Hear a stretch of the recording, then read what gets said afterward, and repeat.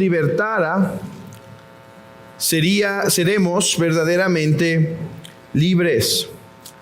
Dice Juan 8:31, dijo entonces Jesús a los discípulos que habían creído en él: si vosotros permaneciereis en mi palabra, seréis verdaderamente mis discípulos y conoceréis la verdad, y la verdad os hará libres. Mis hermanos, aunque hay muchos malos mitos sobre la Edad Media, algunos la llaman la Edad Oscura, el tiempo del obscurantismo. De hecho, el mismo nombre Edad Media es algo que se le puso por encima y no algo que ellos determinaron. No es que ellos se llamaron, nosotros somos la Edad Media. No. Esto es una imposición de la era moderna sobre ellos. Y es entonces verdad que hay muchos mitos alrededor de la Edad Media. Y una de las cosas que más me ha gustado hacer en el seminario es proveer cerca de, 20 y tantas horas de clase mostrando la belleza y hermosura de la iglesia en la Edad Media. Es falso que la Edad Media fue oscura. Y hay muchos mitos, hermanos, que destruimos allí. Tanto la oscuridad de la iglesia, vimos que no es así, que hubo mucho desarrollo. De hecho, durante ese tiempo no solo hubo desarrollo eclesiástico, sino que también hubo desarrollo social. Está lo que se llama el renacentismo carolingio, que pasa bajo el dominio de Carlos Magno.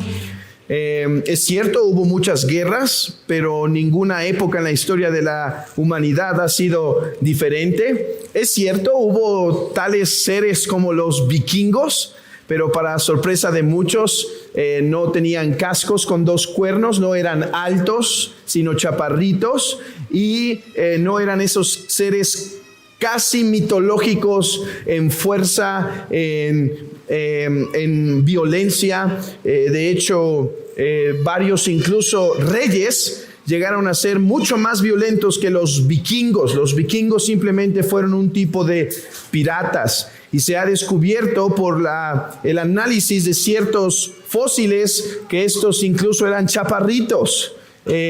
Así que muchos mitos desmentimos en los cursos de la Edad Media. Así que pongo esto como anticipo, porque es verdad que la iglesia de la Reforma vio nuevamente la luz. O para usar las palabras de Juan, es cierto que la iglesia de la Reforma redescubrió la verdad que los hizo libres. Pero esa afirmación debe ser correctamente matizada, hermanos. Porque como he dicho, no es que la Edad Media es oscura, no. Fue la última parte de la Edad Media que estuvo plagada de 3 errores principales: errores teológicos, filosóficos y prácticas morales corruptas. Pero es justamente a finales de la Edad Media, en ese siglo, principalmente finales del 14 y el 15, en donde esto ocurre con mayor auge. No obstante, siempre hubo voces que protestaron, pero en la providencia de Dios, la mayor protesta llegaría hasta el tiempo de la Reforma. Entonces, mis hermanos, el cristianismo siempre ha tenido procesos álgidos y momentos también bajos. Y en los días de los padres de la iglesia hubo momentos altos, pero también otros bajos. Y en la Edad Media hubo procesos altos. Y yo diría esto, hermanos, muy altos. Tanto que en ese tiempo es donde más se formula cuestiones teológicas que los reformadores abrazaron. Eso es otra cosa. Los reformadores no se rebelaron contra la iglesia. Ellos se rebelaron contra el movimiento papista que ocurría en sus días, que se estaba apartando de la verdadera iglesia. Así que entendamos esto. Sí hubo una reforma, pero una reforma ¿ante qué o contra qué? Ya dijimos, no contra la iglesia que había subsistido por 1400 años, sino contra movimientos particulares de corrupción que estaban pasando en sus días. Y bueno, habiendo dicho esto, hermanos, la verdad que encontraron los hizo verdaderamente libres. Y hoy, a través de dos personajes que no deben ser separados, dos personajes que se interpreta el uno al otro, es que quiero que veamos cómo la verdad los hizo libres y que nosotros podamos imitar esos mismos patrones de conducta, pues tenemos el mismo evangelio que a ellos los hizo libres. ¿Y libres para qué? Bueno, mi enfoque en esta noche será, en primer lugar, en Martín Lutero, un hombre obediente de la palabra de Dios. Martín Lutero, a través del evangelio, experimentó la libertad de poder obedecer a Dios. Y en la segunda sesión hablaremos de Catalina Bombora, la estrella de la mañana de Wittenberg, la cual muestra la piedad de una mujer de la Reforma. ¿Cómo debería lucir una mujer de la Reforma protestante? Que el Señor nos ayude en este tiempo. Hagamos una oración para pedir su bendición. Padre, ayúdanos en este tiempo, Señor. No queremos poner nuestra mirada en los hombres, sino aprender de tu gracia a través de ellos. Señor, tú nos instruyes que seamos imitadores del apóstol Pablo, porque él imitaba a tu Hijo Cristo. Y así también hoy queremos escuchar de la vida de Lutero y Catalina, para poder imitarles solo en la medida, Señor, que imitaron a tu Hijo Cristo. Señor, bendice este tiempo, déjanos disfrutarlo. Y sé con nosotros, Padre, en el nombre de Jesús. Amén.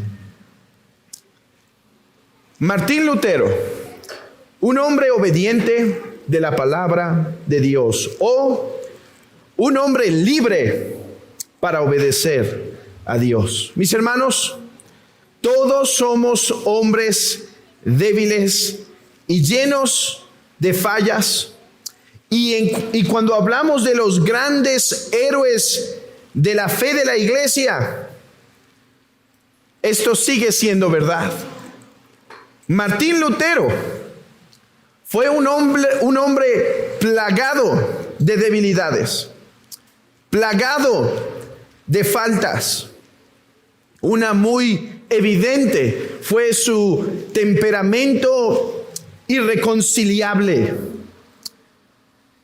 No obstante, dentro de todas las fallas de estos grandes héroes de la iglesia, la obra del Espíritu Santo puede ser vista en aspectos de sus vidas, las cuales el apóstol a los hebreos nos llama a identificar en hombres como Abraham, en hombres como incluso Sansón, y nos llama a identificar sus aciertos a fin de poderles imitar. El apóstol a los hebreos nos llama a considerar la iglesia del antiguo pacto para que nosotros caminemos como ellos. Así que es también congruente que nosotros No nos quedemos solo con la iglesia del antiguo pacto, sino la iglesia del nuevo pacto, y veamos su caminar e intentemos caminar con ellos. Así que hoy, que se celebra la Reforma Protestante, por ser el día en donde se clavaron las 95 tesis en la puerta de Wittenberg, que quiero decirles algo, yo sé que los eruditos debaten de esto. He leído diversos eruditos, si sí las clavó, si no las clavó, si más bien fue una leyenda urbana. Yo creo que después de haber investigado por mi propia cuenta, creo que las clavó. Ahora, sí no creo que llevaba una multitud, un séquito detrás, ¿sí? ¿Por qué? Porque lo que estaba haciendo Lutero no era nada extraño. Es como el profesor que se levantaba a rayar el pizarrón y no nos parece nada extraño. Igualmente, lo que estaba haciendo esa noche no era nada extraordinario. Pero es por eso que hoy celebramos el día de la Reforma, porque hoy es el día en que se clavaron esas 95 tesis. Así que es bueno hablar de Martín Lutero. Si Dios nos da vida y el próximo año todavía nos animamos a hacer una noche de la Reforma Protestante, quizá hablemos de algunos otros personajes que también podemos estudiar, algunos más desconocidos quizá, o igualmente conocidos, pero hoy pongamos atención a Martín Lutero. Martín Lutero nació en una familia con un movimiento ascendente. O sea, pasando la era medieval, económicamente hubo un cambio que fue lo que empezó a formar las naciones de Europa. ¿Cuál fue ese cambio? Fue un cambio político, social y económico. Fue lo que se llama la caída del feudalismo. Antes, cuando existían los señores feudales, los reyes podían dominar grandes partes, grandes territorios. Pero una vez que cae el feudalismo por la superabundancia de bienes, lo cual permite un tipo de mercadeo y el regreso de la sociedad a las urbes, las cuales se habían apartado en el tiempo del feudalismo, porque el feudalismo subsistía por medio del arar el campo, de trabajar el campo. Pero el regreso a las ciudades y la libertad de comercio y demás traen la caída del feudalismo. Vean, interesantemente, fue el triunfo del feudalismo lo que trajo la destrucción del feudalismo, como suele pasar con todo sistema económico. Su triunfo es su misma derrota. Y Martín Lutero vivió en un tiempo en donde ya estaban gozando de esa posibilidad.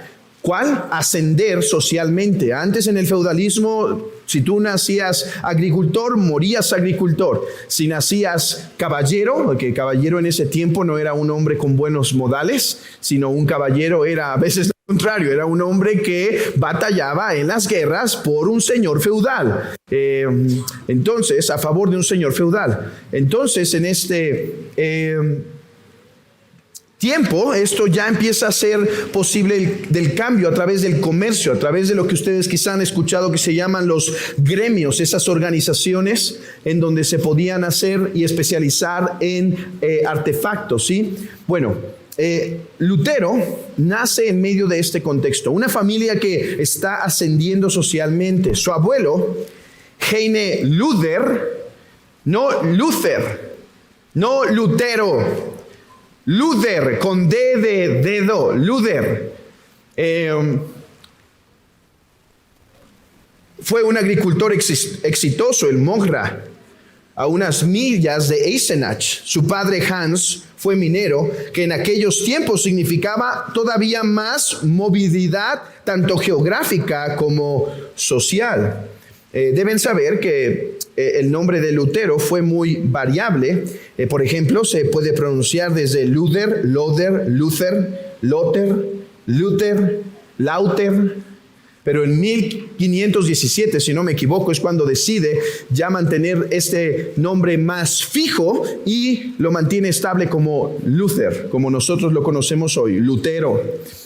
Bueno, su padre, además de ser un hombre ambicioso, pero no solo ambicioso económicamente, su ambición era una ambición de superación, lo que hoy llamaríamos quizá una superación personal. Si hubiera existido en ese tiempo los coaches motivacionales, seguramente Heinz Luther hubiera estado en esos primeros lugares escuchando cómo ser mejor, cómo impulsar más, algo que engendró y afectó positivamente a su hijo, el cual siempre intentó ir por más. Bueno, conoció afortunadamente a Margaret Liedemann, quien pertenecía a una familia muy acomodada, la cual conocía el placer de la buena educación.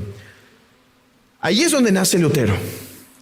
De hecho, hay una historia en donde Lutero recuenta a su madre cargando leña. Y dice, yo recuerdo todavía a mi madre cargando la leña y está hablando en cómo padecía, cómo trabajaban arduamente. Lo más probable es que esa fue una imaginación de Lutero. Lutero nació en una familia acomodada y es posible que su madre nunca hizo ese cargamento, al menos de hacer algo muy sencillo, pero es una forma en la que él imaginaba, en la que él traía a colación que su familia fue una familia de arduo trabajo. Bueno, Lutero nace el 10 de noviembre, ya casi es su cumpleaños, de 1483 en Eisben, Alemania. Interesantemente, morirá allí también. Y el 11 de noviembre es bautizado. Y es bautizado Martín porque Lutero nace justamente en el santoral de San Martín. Por eso es que su nombre es Martin Luther. Poco después, por cuestiones de negocio, su familia se mueve a Mansfield, en donde Hans logró poner una pequeña empresa minera. Sabemos poco, hermanos, en cuanto a su vida de temprana edad. Lo que sabemos es que tiene una imagen de su padre como un hombre severo. Ahora, no todo lo que recuerda de él es malo, pero sí como un hombre duro y muy, muy trabajador. Su familia era una familia católica de su tiempo, muy devota. En ese tiempo, hermanos, empezaron a haber varias corrientes religiosas. Y por ejemplo, está una corriente religiosa que se llama la Vía Moderna. Era un tipo de espiritualismo más libre, más sin estar tan atado a la palabra. Y la familia rechaza esa espiritualidad y más bien es conservadora. Y dentro de los santos que tienen, a los que les dan prioridades, es a Santa Ana, la protectora de los mineros, en la que con la que éste tenía un contacto principal. Al igual que sus antepasados, que también ellos deben ser correctamente interpretados, y ahora no tengo el tiempo para demostrarlo, pero quizá llegará el momento en que pueda hablarles de por qué el nombre de prerreformadores no es correcto y tiene algunos errores y transmite ideas equivocadas, pero dejémoslo a un lado por el momento y digamos esto. Lutero en este tiempo fue educado junto con como sus antepasados con Wycliffe y Hus en el famoso Trivium. El famoso Trivium: gramática, lógica y retórica. Déjenme aclarar lo que estoy dando. Yo les estoy dando esta lección de Lutero. Es un destilado de las 2 horas que di en el seminario, con otros muchos detalles que estoy saltando porque no corresponden a este contexto. Pero ahí yo aplicaba esto a los hermanos, pero aquí creo que lo debería hacer más, porque yo tomaba el tiempo para decir a los hermanos, por eso vale la pena trabajar en la educación de nuestros hijos. Sí, Dios usa hombres del vulgo y sin letras, pero aún ese concepto debe ser bien entendido, porque Pedro, cuando está diciendo eso, no está diciendo que él es un ignorante. Pedro sabía escribir. ¿Y saben qué porcentaje de la sociedad de la era temprana sabía escribir? 2%. Esto quiere decir que Pedro era uno de los hombres predilectos en haber recibido educación. Lo que está diciendo con esto del vulgo y sin letras es que Pedro no pertenecía a las élites sociales y que Pedro no pertenecía a la más alta área de la religión de esos días. Era un hombre sencillo, es lo que está diciendo, pero no era un hombre sin educación. Y mis hermanos, es interesante, es cierto, Dios puede usar a cualquiera, pero Dios también se complace en usar hombres y mujeres que se preparan. John Huss, un hombre bien estudiado en los escritos filosóficos de John Wycliffe, un hombre que tuvo que cantar en los coros de las iglesias para poder sostenerse económicamente, un hombre que trabajó arduamente. Es verdad, siempre hay un Spurgeon que no tuvo su grande educación, pero aún ese Spurgeon, ¿quién podría decir que no se educaba bien? A veces la gente le pregunta a los pastores, ¿y cuánto tardas en hacer tu sermón? Y a mí no me gusta esa pregunta porque cuando digo las horas, a veces se pueden sorprender. Oye, eso es poquito. Sí, pero es que, como dijo un hombre, creo que fue R.C. Sproul, ¿cuánto te tardaste en hacer este último sermón del domingo? Dice, toda una vida. ¿Por qué? Porque todo lo que hace el pastor en la semana es estudiar y estudiar, aunque no sea directamente de su texto, para poder preparar, para poder entender mejor, para poder profundizar. Y entonces ese es el resultado. Igual, Spurgeon tardaba 20 minutos en hacer su sermón el sábado por la noche, pero toda la semana se encontraba leyendo libros tras libros, tras libros, tras libros, tras libros. Así que, hermanas y hermanos, no despreciemos la labor que el Señor nos ha dado de capacitar a nuestros hijos con buena enseñanza, porque Dios se complace en usar las flechas más agudas. ¿Puede usar una chata? Sí. Pero la más filosa hiere más. Y así Lutero fue educado en el Trivium. Pero la ambición de su padre por verlo recibir la más excelente educación hizo que en 1947 Lutero fuera a una escuela central en Marburg. Sí, tras terminar ahí sus estudios, después acudió a otra escuela llamada Erfurt.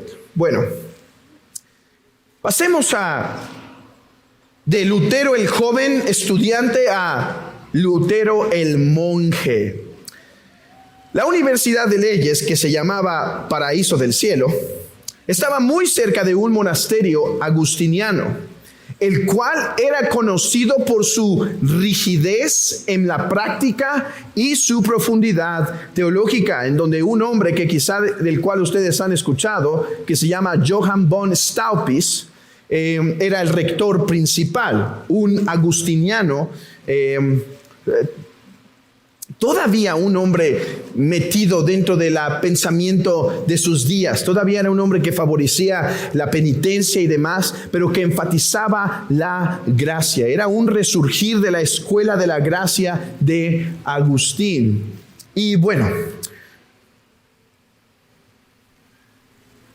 se suele atribuir a un rayo que casi parte a Lutero la razón por la cual entró al monasterio, pero eso es demasiado simplista. Lutero ya estaba considerando entrar al monasterio desde mucho tiempo atrás.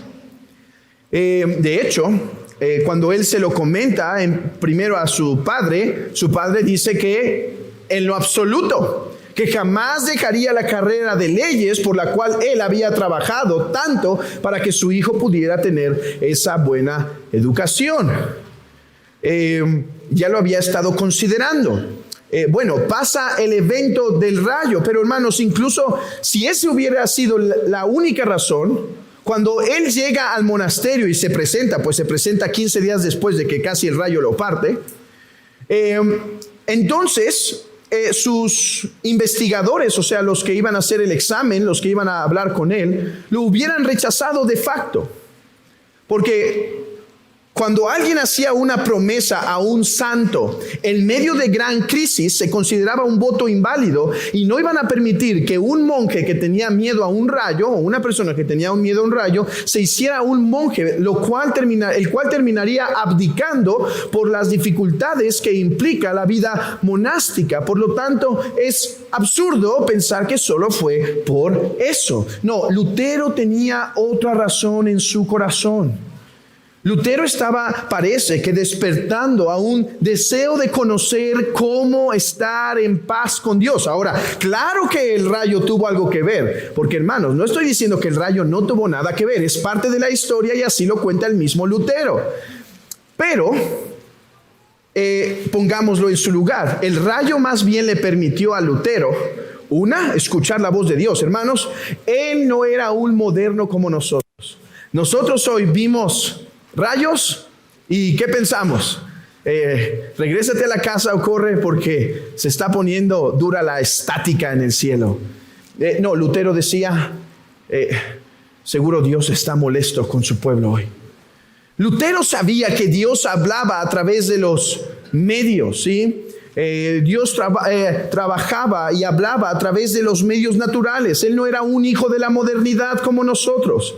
Así que el rayo ciertamente fue una voz de Dios que le dice, entra al monasterio. Además de que fue el pretexto perfecto para atar las manos de su padre, Hans Luther, a fin de que no pudiera decir nada. Porque ahora Lutero no le avisa a su padre que hace este cambio. Él se mueve de Mansfield a Erfurt después de visitar a sus padres, y en el camino él decide que ya se va a hacer monje. No avisa a su padre, él se entera tiempo después, pero imagínense ahora cómo iba a presentarlo. Papá, fue Dios que casi me parte por un rayo.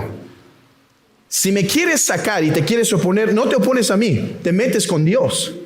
Eso era el argumento teológico para Lutero detrás de ese rayo. Y bueno, no es por nada que 15 días después de que pasa el evento del rayo, el 17 de julio de 1505, entra a el monasterio. Su vida en el monasterio era ideal para un hombre que buscaba paz con Dios. Había ayunos, había oraciones, tenían que comer en silencio, escuchar la palabra todo tiempo y demás. De hecho, hermanos, no debemos imaginar a un Lutero que desde el principio que entra al monasterio está insatisfecho con la vía que le están proponiendo. En ese momento el monasterio estaba, aunque influenciado por Johann von Staupitz, la universidad estaba influenciada por una teología de un hombre famoso llamado Johann Ockham. Y proponía que si tú hacías tu mejor esfuerzo en la vida cristiana, si tú hacías si tú dabas lo mejor, entonces entrarías en un pacto con Dios y Él tomaría ese esfuerzo que hiciste como una buena obra. Aunque no era una buena obra, Él la tomaría porque te vio hacer tu mejor esfuerzo. Y Lutero parece que mucho tiempo estuvo tranquilo con esa idea. Hay momentos, hay cartas que tenemos en donde él recuenta estos tiempos como tiempos de paz. Pero una cosa en su corazón no se pudo quitar. Una molestia en su corazón no se pudo quitar. Y es que pasado el tiempo parece que quedó insatisfecho con esa misma respuesta. Y empezó a buscar más. Y es cierto que ese famoso guía espiritual, Johann von Staupitz, ayudó a Lutero, porque lo que él recibía en la escuela de la teología de William de Ockham, hace rato dije Johann, pero es William de Ockham, se contraponía a lo que Johann Staupitz enseñaba. Y parece que poco a poco la enseñanza de Johann Staupitz, que enfatizaba la gracia, que le decía a Lutero, derrámate en un Dios de amor, en el Dios de gracia, es por su gracia, empezó a ganar más lugar. Pero no nos equivoquemos, Johann Staupitz no era todavía un reformador o un protestante o un defensor de la justificación de la sola fe. No hubo un defensor tal cual tiempo atrás, no como nosotros lo entendemos hoy.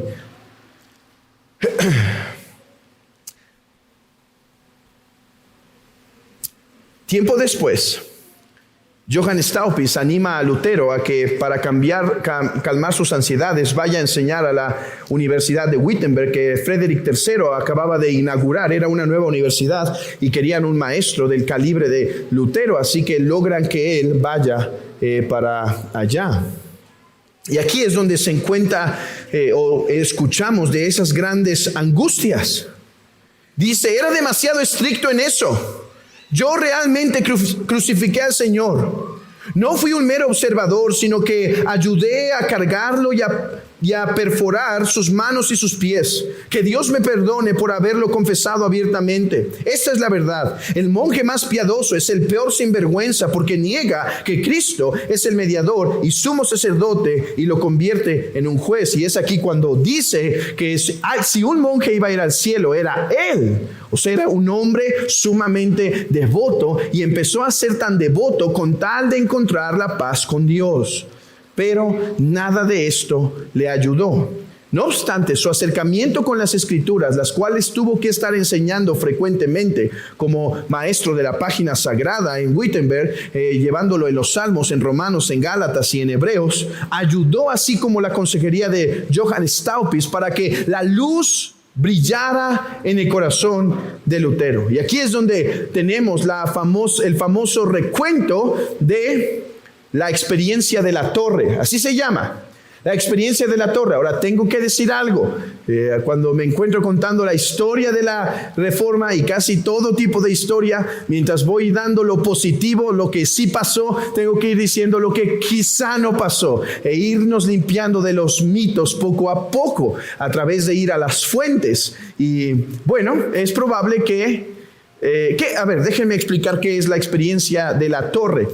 Bueno, hay un pasaje en los apuntes de Lutero, en donde dice que en un momento, después de haber batallado tanto con la Escritura, con ese texto de Romanos que dice que la justicia de Dios se revela desde el cielo, dice que estuvo batallando por mucho tiempo para entender el significado de ese texto. Y aquí es cuando dice, yo odiaba a Dios y su justicia, porque su justicia me condenaba. Dice, porque no me avergüenzo del evangelio, porque es poder de Dios para salvación al judío primeramente y también al griego, porque en el evangelio la justicia de Dios. Y él dice, ¿cómo? No solo tengo la justicia de Dios acusándome por medio de la ley. No solo tengo la justicia de Dios acusándome por la conciencia, también las buenas nuevas de Dios me revelan su justicia. Dice, pero en un momento, al leer las Escrituras, a través de la enseñanza y la forma de interpretar de las Escrituras de Agustín, entonces supe que la justicia que se revela del Evangelio no es la justicia que condena, sino la justicia que es gratuitamente dada por Dios en los méritos de Cristo para el perdón del pecador. Es esa justicia que nos hace justos, es esa justicia que no nos pertenece, sino que está fuera. Es esa misma justicia de la cual se habla al profeta Zacarías cuando dice a Josué que lo vestiría de ropas blancas y quitaría sus ropas sucias. Es esa justicia que da el perdón de pecados. Bueno, Lutero dice que esto pasó mientras estaba en una torre leyendo el texto, y dice que sintió como si las puertas del paraíso se abrieran para él.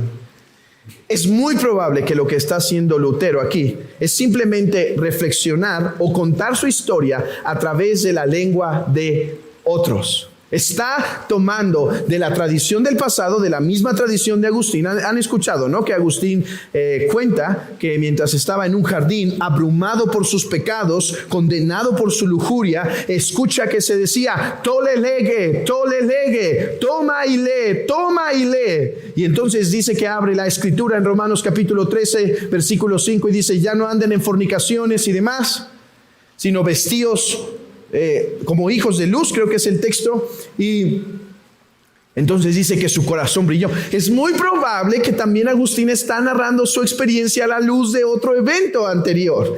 Y así es como Lutero estaba construyendo esto. Bueno, si ocurrió tal cual literalmente o no la experiencia de la torre, lo que sí ocurrió en el corazón de Lutero fue encontrar la verdad que lo hizo libre. Y aquí, hermanos, quisiera llamar su atención, después de poner todo este contexto de las tinieblas del corazón de Lutero a la luz en el corazón de Lutero, para que veamos cómo esto resultó en obediencia y santidad, en obediencia a la palabra de Dios. Y digo esto, hermanos, a fin de que nosotros podamos seguir sus pisadas. También nosotros hemos tenido una experiencia de la torre. Cada uno sabe cómo pasó.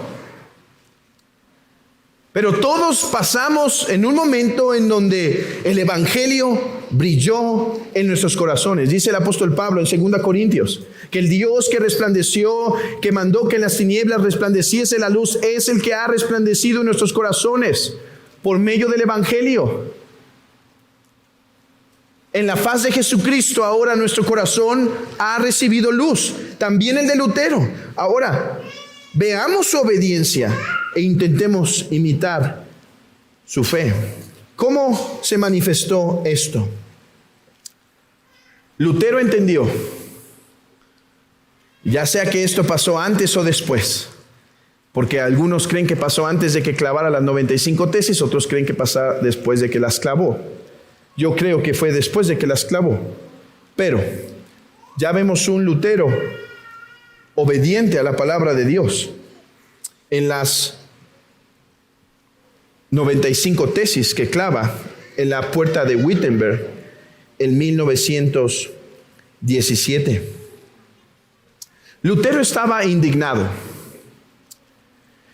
Y hay un documento, hermanos, que se escribió ese mismo día también. En 1917, 2 documentos se escribieron.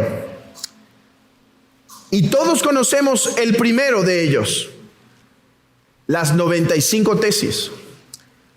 Pero pocos conocen el otro documento que Dios mediante vamos a publicar en nuestra página de Sacra Teología para que más conozcan ese documento. ¿Qué es? Es una carta a el arzobispo Alberto. Este arzobispo tenía autoridad sobre el ministerio de Lutero y otros. Este arzobispo había conseguido esa diócesis a través de la simonía. ¿Qué es la simonía? La compra de puestos clericales. Entonces, Alberto se había endeudado para poder conseguir ese puesto. Llegó, por lo tanto, a un acuerdo con el Papa Leo X, al cual le dijo: mira, te dejo que vendas tus indulgencias en mis territorios, pero hagamos esto, que la mitad se vaya para mi deuda y la mitad para tu capilla. Ese fue el trato. Y por lo tanto, contrató a un predicador eficaz. Intentó ir con los franciscanos, pero los franciscanos no acudieron. ¿Y por qué no acudieron? Pues como hemos visto, aquí no hemos visto eso, ¿verdad? Pero la razón es porque los franciscanos que vienen de Francisco de Asís enfatizaban la pobreza y condenaban la opulencia, por lo tanto jamás se darían para promover la opulencia del Papa con su construcción. Por lo tanto, contrataron a un predicador dominico llamado Tetzel. Ahora, Tetzel nunca llegó tan cerca de Lutero. Tetzel sabía que no podía llegar a los contornos del dominio de Frederick III. ¿Por qué no? Bueno, porque en ese tiempo un patriotismo se estaba generando en Alemania. Hermanos, este tema del patriotismo es algo complejo. Es algo que no existió por mucho tiempo. ¿Por qué? Porque antes era el gran imperio romano y la sociedad era parte de un gran imperio ¿sí? Pero con el feudalismo y después su ruptura se hicieron diferentes cantones, diferentes provincias que tomaron una propia identidad, y Alemania para este tiempo ya gozaba de esa propia identidad. Y por lo tanto que vinieran estos romanos, de Roma, de estos lugares, traía celos. Además que era difícil entrar a vender indulgencias en las tierras de Frederick, porque él tenía también unas cuantas reliquias que ofrecer para dar indulgencias al pecador. Se calcula que él tenía cerca de 5,000 reliquias, las cuales te libraban de 2 millones de años en el purgatorio, de manera que no le convenía que Tetzel entrara a sus tierras. Lo único que logró Tetzel Lutero fue escuchar de Tetzel. Bueno, hermanos, no traigo la epístola, esta carta que manda Lutero, pero es preciosa. Búsquenla en estos días en la página de internet. Porque, miren, yo les animo a que conozcan las 95 tesis. Se van a sorprender de algo. No son protestantes. No son protestantes. El Lutero protestante ocurre quizá 1 o 2 años después. Las 95 no son protestantes. Las 95 tesis son una molestia de Lutero, porque la venta de indulgencias está haciendo que los feligreses no practiquen el catolicismo de sus días como debería ser practicado, y está simplemente aligerándolo. Entonces ahora ya no quiere hacer buenas obras, ahora ya compra su indulgencia y se va. Ahora ya no está preocupado por el dolor del pecado, ahora pueden comprar indulgencias incluso si no hay dolor del pecado. Entonces la molestia de Lutero es una molestia pastoral, pero si eso se nota en las 95 tesis, en la carta que le envía Lutero a Alberto, es mucho más sensible de su corazón pastoral. Él puede decir cosas como: pero queridísimo Señor, ¿cómo estás permitiendo que se estén vendiendo indulgencias y haciendo así que personas se vayan al infierno pensando que van al cielo? ¿Cómo es eso posible? Hermanos, las 95 tesis corrieron como fuego, y para el otoño de 1520 el Papa Leo tomó acciones severas contra Lutero. La más severa de todas, la excomunicación de la iglesia. Mis hermanos, no tenemos idea de qué es esto. Somos hijos del siglo XXI. Hoy, no me gusta una iglesia y me voy. No me satisface una iglesia, no cumple mis demandas, y no es que me someto. Busco la que esté de acuerdo a mis ideales y placeres. Escuchaba a un autor que se llama Carl Trueman, un historiador grandioso en el pensamiento de Martín Lutero. Él tiene un curso de la Reforma Protestante y 25 lecciones consta el curso, y 22 son dadas a Martín Lutero. Y entonces una persona le dijo: tu curso no debería ser la Reforma Protestante, sino Martín Lutero y unos amigos, por la cantidad de material que trata de él. Bueno, él cuenta la historia y dice: nosotros no sabemos las angustias que sentía Lutero cuando esto se dijo, porque Lutero entendía que la iglesia, que estar separado de la iglesia es estar también separado de Cristo. Hermanos, lo que entendió Lutero en cuanto a la doctrina y saber que el Papa estaba mintiendo, lo liberó para poder sufrir esta gran tragedia que fue la excomunicación de la iglesia. Y de hecho, vean lo que pasó. Lutero dice: no, yo expulsado de la iglesia. El Papa escribió su carta que se llama Exsurge Domine, levántate Señor, porque hay un jabalí en el viñedo y está pisando tus uvas. Bueno, La carta llegó, o la bula papal llegó el 10 de octubre del año de 1520.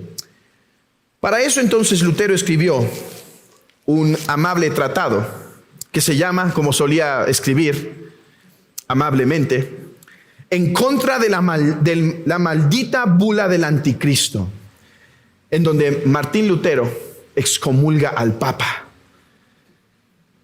2 meses después quemó la bula con una gran multitud. Mis hermanos,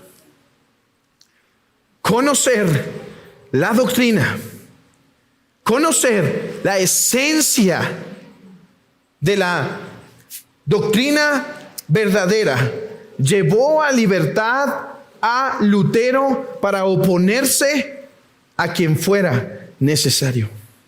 No era por cuestiones secundarias, no era por gustos personales, no era por un aferrarse a un ideal, fue por someter su corazón a la esencia de la verdad, a la esencia del evangelio. Hermanos, Lutero soportó muchas cosas más adelante, y de hecho tuvo que calmar a un hombre que se llamaba Karlstadt, el cual estaba yendo muy agresivamente en la reforma. Y Lutero dijo: no, así no se hacen las cosas.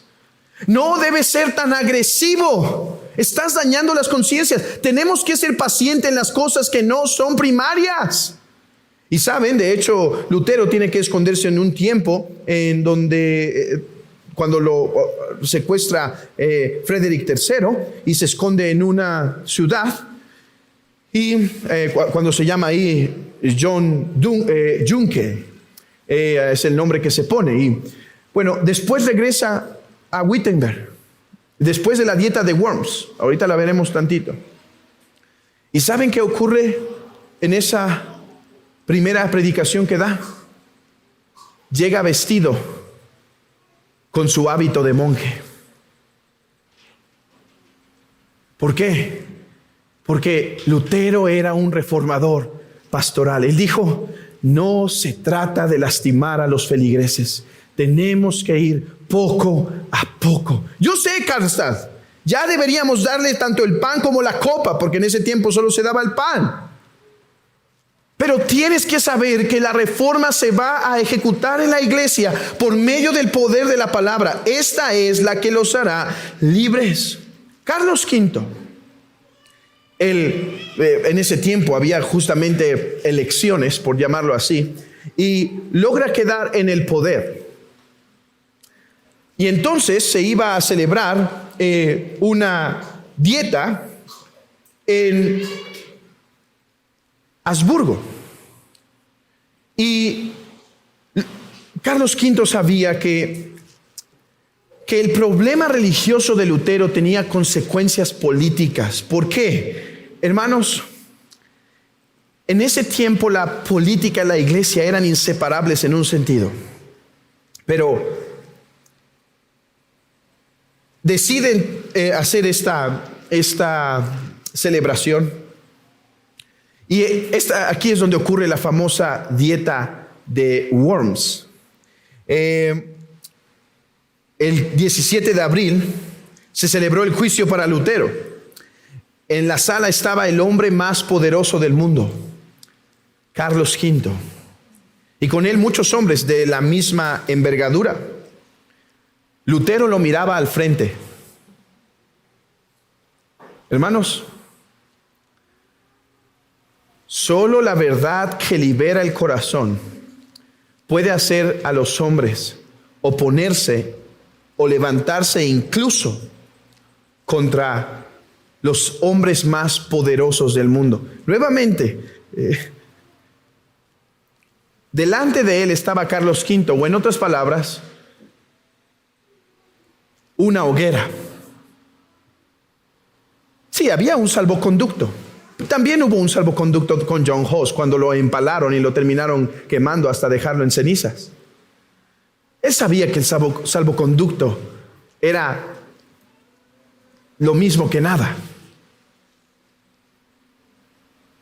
Y entonces, además de tener a Carlos V enfrente tenía una mesa con todas sus obras. Y Johann Eck no es el mismo Johann Eck que el debate con él en Leipzig, es otro Johann Eck. Pregunta: ¿son estos sus escritos, señor Lutero? ¿Se retracta? Su Majestad Imperial lo ha convocado aquí, Martín Lutero, por estas dos razones. Primero, para que usted reconozca aquí públicamente si los libros publicados hasta ahora bajo su nombre son suyos. Luego, si usted desea, todos estos sean considerados como su obra, o si desea retractarse de algo de ellos. Lutero, algunos creen que por estrategia, otros que por miedo. Dice: me pueden dar 24 horas. Hermanos, yo creo que era miedo. No creo que era táctica. Hermanos, su vida o su muerte dependían de esto. Y así que pasan 24 horas y la pregunta sigue siendo la misma. Y él contesta: expongan mis errores, derribándolos mediante los escritos de los profetas y los evangelistas. Y una vez que hayan hecho eso, estaré dispuesto a retractarme con cada error, y yo seré el primero en arrojar mis libros al fuego. Cuando terminé de argumentar, dice Lutero, el portavoz del emperador me dijo que lo que esperaba de mí no era una respuesta elaborada, sino que lo respondiera sencillamente si deseaba retractarme o no. Y continúa entonces con el discurso, con sus famosas palabras, cuando responde: ya que entonces su majestad serenísima y su señoría buscan una respuesta sencilla, se las daré de esta manera, sin rodeos ni provocaciones. A menos que se me convenza por el testimonio de la Escritura o por una razón clara, pues no confío ni en el Papa ni en los concilios por sí solos, ya que es bien sabido que a menudo han errado y se han contradicho, estoy obligado por las Escrituras que he citado, y mi conciencia es cautiva a la palabra de Dios. No puedo ni quiero retractarme de nada, pues no es seguro ni correcto ir contra la conciencia. No puedo hacer otra cosa. Heme aquí, que Dios me ayude. También sobre eso hay debates. Y dijo: heme aquí, que Dios me ayude. Lutero así lo recuenta, y así es como lo estoy leyendo. Hermanos, el tiempo se me ha acabado casi de dar las dos lecciones ya, pero quiero dejarlos con esta reflexión. Hermanos, la verdad que hemos escuchado del Evangelio debe ser una verdad que nos haga proclamar el Evangelio sin temor.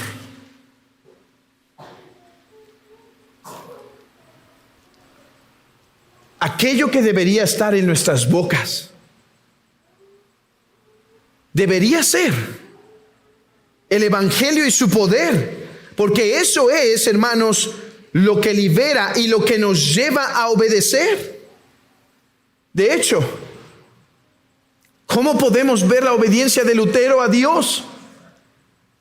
Prefiriendo la muerte a permanecer vivo y no confesar a su Cristo, a su Señor, a su Salvador, prefiriendo ser destruido que desobedecer en el primer mandamiento que dice: no tendrás dioses ajenos delante de mí. Y él no permitió que ningún hombre se pusiera por encima de su conciencia.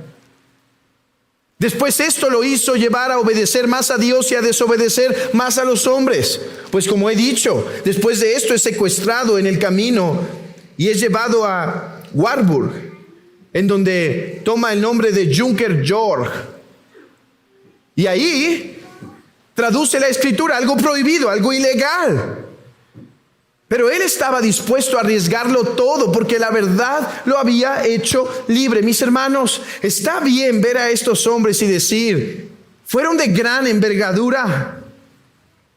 Pero Ese mismo poder del evangelio que lo hizo libre para oponerse a este mundo, para entregarse al Señor, para ser librado de su propia felicidad, de ser atado de sus propios deseos y más bien vivir ardientemente por el evangelio de Cristo, es el mismo evangelio que nosotros hemos conocido para que nos haga libres. Vimos este domingo en la iglesia, para ser libres de esa idolatría, de preferirnos a nosotros, de vernos a nosotros, de guardar más nuestras comodidades, de mantener más nuestros propios deseos, que nos haga libres. Hermanos, el evangelio dice que nosotros pecadores hemos sido alcanzados por gracia para poder recibir el perdón. Y hermanos, una forma también práctica en la cual vemos cómo la verdad lo hizo libre, fue su matrimonio. Miren, yo estoy convencido que Lutero no se casó por las mismas razones que Zwinglio. ¿Han escuchado de ese otro reformador, Zwinglio de Zurich? Él también escribió tesis, nada más que fueron 67. Y él también escribió un himno, que de hecho analizaremos este próximo viernes en el seminario. Un himno que escribió Zwinglio en el día de su enfermedad.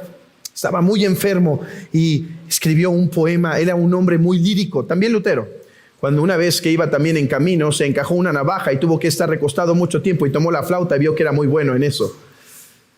Así que, pero Zwinglio se casó. Él pidió permiso a su superior le dijo no y aún así se casó. Pero ¿saben por qué? Zwinglio era de aquellos en donde se cumplía la palabra de 1 Corintios 7. Cásate para que no te andes quemando. Zwinglio tuvo caídas en la cuestión sexual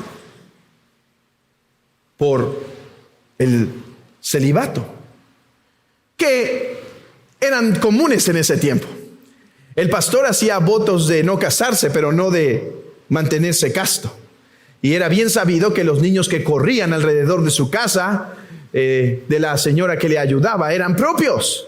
De hecho, Henry Bullinger, que es amigo, el discípulo de Zwinglio, había sido hijo de un matrimonio o de un sacerdote.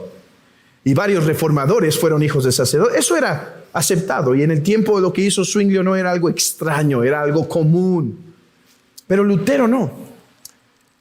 Catalina Bombora llega a Wittenberg y él la intenta casar con alguien más. Pero hermanos, finalmente recibe un consejo y dice, tienes que tomarla. Y la toma. Y la toma sabiendo que corría el riesgo que el hombre más representativo de la reforma iba a ser acusado de que su única razón por la cual habló de esta nueva justificación por la sola fe fue para lograr sus deseos carnales. Pero hermanos, no le importó. La verdad lo hizo libre. ¿Para qué? Para cumplir su llamado, cualquiera que éste fuera.